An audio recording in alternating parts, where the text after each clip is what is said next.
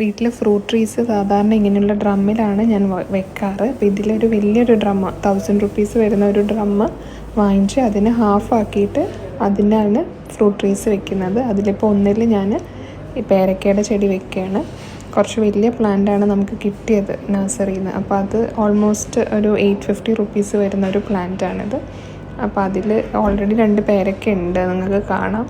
അപ്പോൾ അതിൽ ഡ്രമ്മിൽ കുറച്ച് പഴയ നമ്മളെ ഗാർഡനിൽ നിന്ന് കളക്ട് ചെയ്ത ലീവ്സൊക്കെ, അതൊന്നും വേസ്റ്റിലിടാറില്ല, എല്ലാം ഇങ്ങനെ ബക്കറ്റിൽ കളക്ട് ചെയ്തിട്ട് ആ ലീവ്സും പിന്നെ കുറച്ച് നമ്മുടെ കമ്പോസ്റ്റിലുണ്ടായിരുന്ന ആ വേസ്റ്റും മീൻസ് ലൈക്ക് കിച്ചൺ കമ്പോസ്റ്റും കൂടി ഇട്ടിട്ട് അത് ഡ്രമ്മ് കുറച്ച് ഫില്ല് ചെയ്തു. ബാക്കി നമ്മൾ പോട്ടി മിക്സ് നഴ്സറിയിൽ നിന്ന് വാങ്ങിച്ചിട്ട് അതും കൂടെ ഫില്ല് ചെയ്തു. അത് ഡ്രമ്മ് ഫുൾ ഫില്ല് ചെയ്ത് വെച്ചിട്ടുണ്ട്.